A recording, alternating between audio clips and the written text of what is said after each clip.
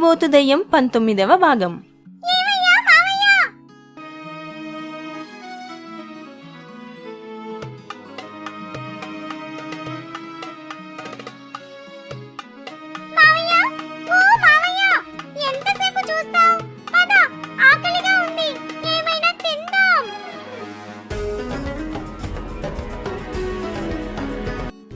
అక్క, మావయ్యకి ఉంది కొంచెం తిక్క, ఇప్పుడు చూపిస్తా నా లెక్క. అక్క, కొత్తగా దయ్యాల దీవికి తీసుకొచ్చిన ఆడదయ్యాన్ని చూసావా? అవునారా అల్లుడా? నాకు తెలీదే. పద వెళ్ళి చూద్దాం. అబ్బా, ఇలాంటి వాటికి నీ చెవులు బాగానే పనిచేస్తాయి. మేము ఎక్కడికి రాము, నువ్వే వెళ్ళి చూడు. మీరు వచ్చి నా గురించి కొంచెం పొగిడి వెళ్ళండి. ఈ మావయ్య కోసం ఆ మాత్రం చేయలేరా? మీకోసం నేను ఎన్ని సాహసాలు చేశాను. మీ డైపర్లు మార్చాను, పాల డబ్బాలు తోమాను, అవి కూడా చెప్పు. పోన్లే అక్క, వెళ్దాం పద. మామయ్య హీరోయిజం గురించి మనం కాకపోతే ఇంకెవ్వరు చెప్పరు. మొత్తానికి కైరా, హీరా అస్థిపంజరం మావయ్యతో దరక్ష కోటకి వెళ్లారు. అక్కడ ఒక ఆడదయ్యం 2 భటులతో పోట్లాడుతూ ఉంది. అరే హీరో, చూసావా? ఫోరన్ దయ్యంలా ఉంది, జుట్టు బంగారంలా మెరిసిపోతుంది. ఎవర్రా అది? నన్ను కామెంట్ చేస్తున్నాడు. తోలు వలిచేస్తా, కుర్ర కుంక. కలవడానికి అక్కడేం లేదు బామ్మ. ఎవర్రా ఆడదయ్యమన్నారు? ఇది ముసలి దయ్యం. ఎవర్ని చూసిరా ముసలి అంటున్నావు? దగ్గరకు వచ్చానంటే నీ ఎముకలన్నీ నమిలి పిండి చేసేస్తా. రే, కాసేపు ఇక్కడే ఉంటే పిండి పిసికి చపాతీ కూడా కాల్చుకుని తింటుందిరా ఈ ముసల్ది. పదండి పోదాం. నిన్ను అన్నంత పని చేస్తాను. ఆగరా, ఒరేయ్ ఆగో. బామ్మ బామ్మ, ఆగండి, ఆవేశపడకండి. మా మామయ్య చాలా మంచివాడు. అసలు ఆయన చేసిన సాహసాలు వింటే మీరు నిజంగా ఫిదా అయిపోతారు. ఏవే కైరా, నన్ను పొగిడే సమయమనేది ఆపవే తల్లి, నీకు దండం పెడతాను. అరే హీరో, ఇలా బుక్ చేసావేంట్రా? హాహాహా, ఇది చాలా లేక ఇంకా కావాలా? వాళ్ళు అలా మాట్లాడుకుంటూ ఉండగానే ఆ బామ్మ ఏడవడం మొదలుపెట్టింది. చనిపోగానే ఈ చవటలు నన్ను ఇక్కడికి లాక్కొచ్చారు. నా బిడ్డల్ని నేను కడసారి చూసుకోలేకపోయాను. వీళ్ళని ఊరికే వదలను. ఉండండి, మీ పని ఇలా కాదు.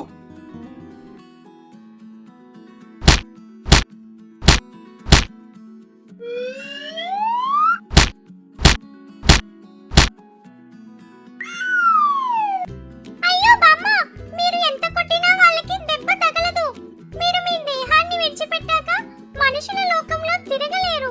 మీరు ఇక్కడ ఉండటమే మంచిది. ఇక్కడ మీకు మేమందరం తోడున్నాం. మీరు బాధపడకండి. నా బిడ్డల్ని ఒకసారి చూడాలని ఉంది. వాళ్ళెంత బాధపడుతున్నారో. పోనీ బామ్మ, మనం ఒకసారి వెళ్ళి వాళ్ళని చూసి తిరిగి వచ్చేద్దాం, సరేనా? ఏమే కైరా, మనం ఎక్కడికి వెళ్ళడం లేదు. నేను అసలు రాను. నీ మరదల దగ్గరికి వెళ్ళి ఇక్కడ జరిగిందంతా చెప్పనా? వద్దు కైరా, నేను బయలుదేరుతున్నాను. మీరు కదలరేంటి? ఆ పెద్దామని గట్టిగా పట్టుకో. గాల్లో ఎగరడం ఇదే మొదటిసారి కదా, కళ్ళు తిరుగుతాయి. ఇంకో మాట మాట్లాడావంటే నీ ఎముకలన్నీ చుట్టి చేతి కర్రలా చేసి వాడుకుంటా. కైరా, హీరా అస్థిపంజరంతో పాటు ఆ బామ్మ కూడా దయ్యాల దీవి నుండి బయటకు వచ్చారు. గాల్లో ఎగురుతూ ఉన్నారు. అవును బామ్మ, మీకు ఎంతమంది పిల్లలు? నాకు 2 కొడుకులు.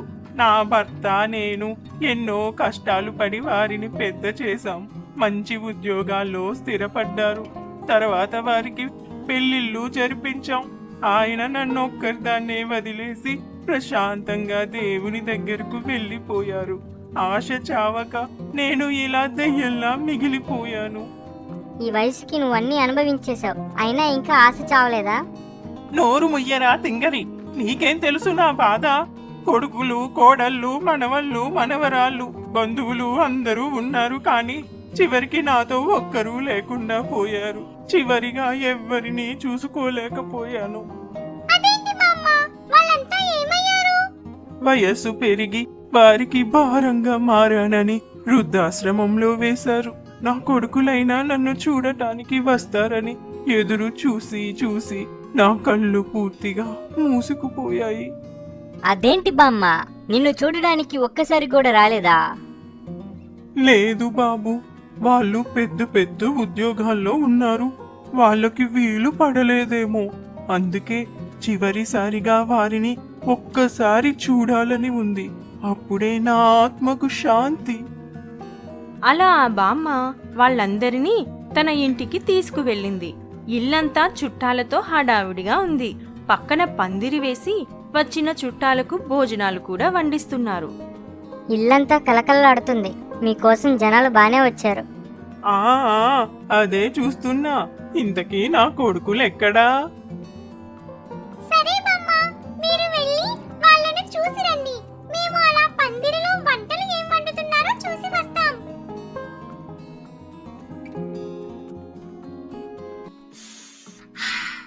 అబ్బా, ఊర్లో సువాసన అదిరిపోయింది. పదరా హీరా, ఒక పట్టు పడదాం. సరే వెళ్ళండి వెళ్ళండి, నేను అలా చల్లటి గాలి పీల్చుకుంటాను. అచ్చా, ఇప్పటి వరకు ఏం పీల్చుకున్నావో మరి. సరే, అక్కడ డప్పు వాయిస్తున్నారు. నీ కుప్పి గంతులకు అదే కరెక్ట్. వెళ్ళి డాన్స్ చెయ్యి మావయ్య. అక్కడ ఎన్నో రకాల వంటలు వండుతున్నారు. వండినవన్నీ ఎవరికీ కనబడకుండా డేరా వెనక పేర్చి పెట్టారు. వాటిని చూసిన కైరా హీరాలకు నోటిలో లాలాజలం ఊరింది. చక్కగా వండినవన్నీ తింటూ కూర్చున్నారు.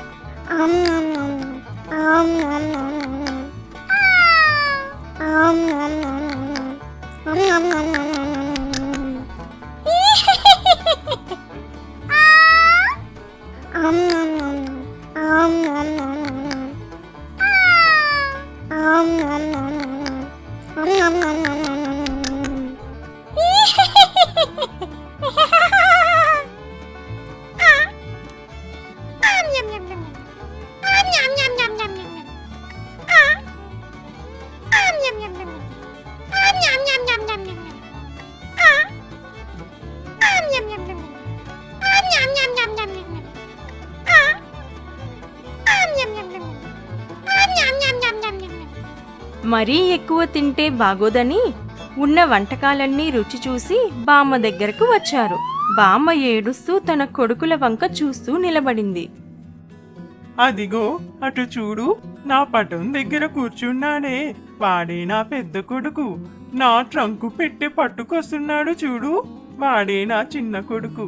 నేను లేనని ఎంత బాధగా కూర్చున్నారో చూడు.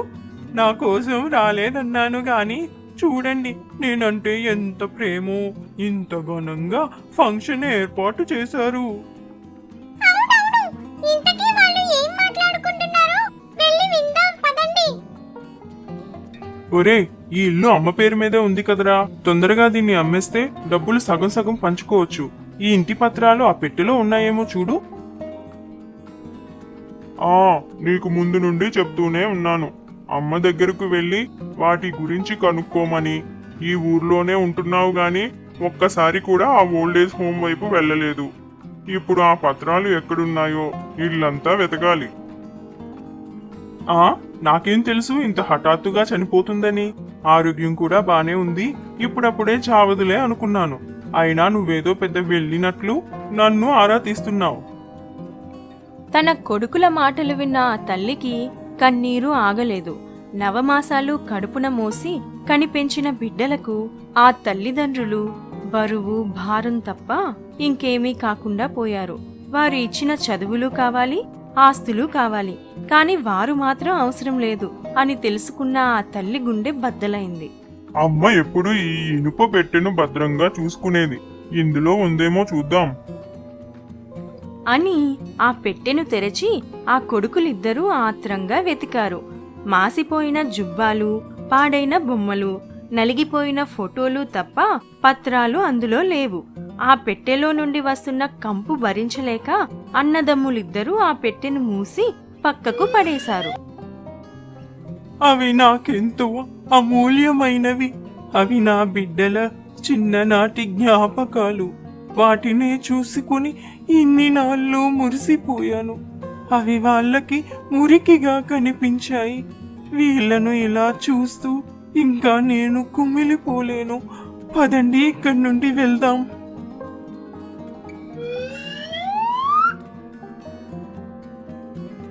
ఎందుకమ్మా మీరు బాధపడతారు? నేను మీ కొడుకును అనుకోండి, కావాలంటే దత్తత తీసుకోండి. అక్క, బామ్మ is very sad. Her sons are very bad. It makes me mad. ఇప్పుడు కూడా నీకు ప్రాస అవసరమా? బామ్మని ఎలా హ్యాపీ చేయాలో నాకు తెలుసు. ముందు పదండి. అందరూ కలిసి దయ్యాల దీవికి వెళ్లారు.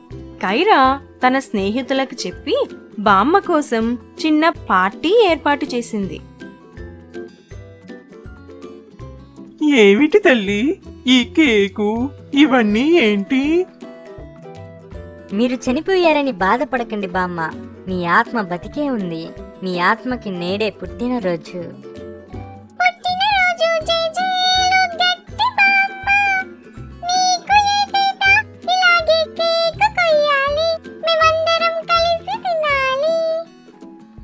హహహహ. నేను దెయ్యంలా మారినందుకు పండగ చేస్తున్నారా? హహహ. దయ్యం అంటే మీకు అసలేం తెలుసు? మనిషి చనిపోవచ్చు గాని దయ్యానికి చావే లేదు. మనుషులకు రోగాలు వస్తాయి, మనకి రావు. వాళ్ళకి డబ్బులుంటే గాని ఏది జరగదు. మనకు అసలు దానితో పనే లేదు. అసలు దయ్యంగా ఉంటే ఆ సుఖమే వేరప్ప. ఏం చెప్పావు మావయ్య? దాయి దాయి బామ్మ, నడిచే పండు ముసలి బామ్మ, నీకు వయసైందమ్మా, అందుకే నువ్వు నాకు అమ్మ. దాయి దాయి బామ్మ, ఓ వెండి జిట్టు బామ్మ, నీకు తక్కువేంటమ్మా, ఒకప్పటి పడుచు పిల్లవమ్మ. వయసైందంటావా? ఎముకలు విరి చేస్తాను. వద్దమ్ము నా అమ్ము, నేనింక పాడనమ్ము. ఆ పొద్దు పాడండి, మీకిక బామ్మ నేనే. దాయి దాయి బామ్మ, నడిచే పండు ముసలి బామ్మ, నీకు వయసైందమ్మా, అందుకే నువ్వు నాకు అమ్మ. దాయి దాయి బామ్మ, ఓ వెండి జిట్టు బామ్మ, నీకు తక్కువేంటమ్మా, ఒకప్పటి పడుచు పిల్లవమ్మ. ఆ విధంగా దెయ్యాలన్నీ సందడి చేశాయి. బామ్మ దుఃఖాన్ని పోగొట్టాయి. మనకి జన్మనిచ్చిన తల్లిదండ్రులను వారి వృద్ధాప్యంలో విడిచిపెట్టకుండా వారికి తోడుగా ఉంటూ మన జీవితాల్ని తీర్చిదిద్ది మన తప్పటడుగులను సరిచేసిన వారి చేతులను వదలకుండా కడవరకు నడిపిద్దాం. ఈ ఎపిసోడ్ గురించి మీ అభిప్రాయాలు కామెంట్స్ లో తెలియజేయండి. మరి తర్వాత ఏం జరుగుతుందో ఇంకో ఎపిసోడ్ గురించి వేచి చూడాల్సిందే. ఇలాంటి మరెన్నో అద్భుతమైన కథలతో మనం మళ్ళీ కలుసుకుందాం.